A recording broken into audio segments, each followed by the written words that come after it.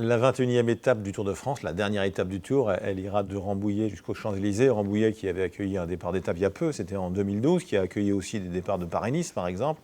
Pourquoi ? Parce que toutes les épreuves cyclistes aux Jeux Olympiques de Paris en 2024 auront lieu dans les Yvelines.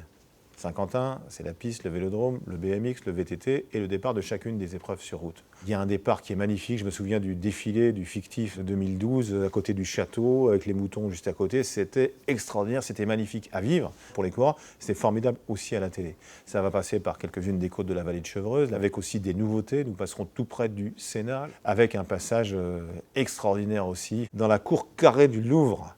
Là où personne ne passe, pour passer ensuite juste derrière, à côté de la pyramide du Louvre, la pyramide qui fête ses 30 ans, et le peloton du Tour de France va passer là, avant de rejoindre la rue de Rivoli, voilà, pour un final emblématique, classique et magnifique. C'est toujours l'une des étapes les plus suivies dans le monde, parce qu'après 3 semaines de bagarre, 3 semaines de combat, les champions, oui, certainement, bien droit à un moment ou à un autre, à un vrai défilé, ils sont acclamés par la foule dans un décor qui est extraordinaire. Le cyclisme a le plus beau décor du monde. Le Tour de France a le plus beau décor du monde, dans un pays qui est très varié, et ça finit à Paris, sur la plus belle avenue du monde, les Champs-Élysées.